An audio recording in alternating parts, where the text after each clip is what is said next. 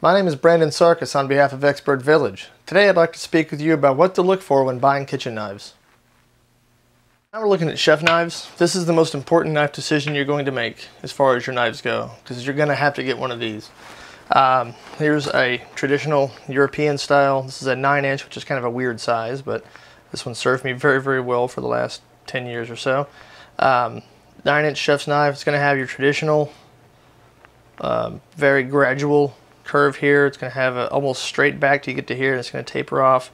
And very solid bolster, very nice long blade designed for cutting. This is kind of this is what most of the time you're going to see. I also showed you a couple of alternatives that I also brought a couple of other alternatives I wanted to show you. So here we have, this is what they call a Santoku knife, or Santuko, depending on who you talk to or how it's spelled on the package. This knife, you'll notice in comparison to this one, the blade is completely different. Whereas this one is curved on the bottom and fairly straight on the top, this one is curved on the top and fairly straight on the bottom. This is kind of becoming the new standard for most chef knives. It's obviously the non-European standard. The advantage to these is that you get less rocking motion and you get more of a blade to cutting board contact along this edge, as opposed to this knife where you see its contact edge stops here and you have to rock it, as opposed to this knife where its contact edge doesn't stop till up here and you don't really have to rock it nearly as much. You can see this just a little bit.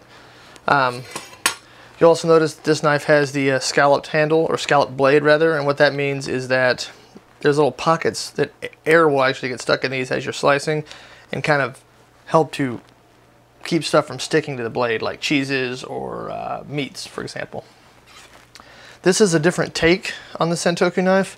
You'll see this one is almost completely straight. The difference on this one is you'll see that on this we have a nice flat edge here on the corner, where on this one we have a nice curved edge down here. So what that means is that this knife has a little more rock to it.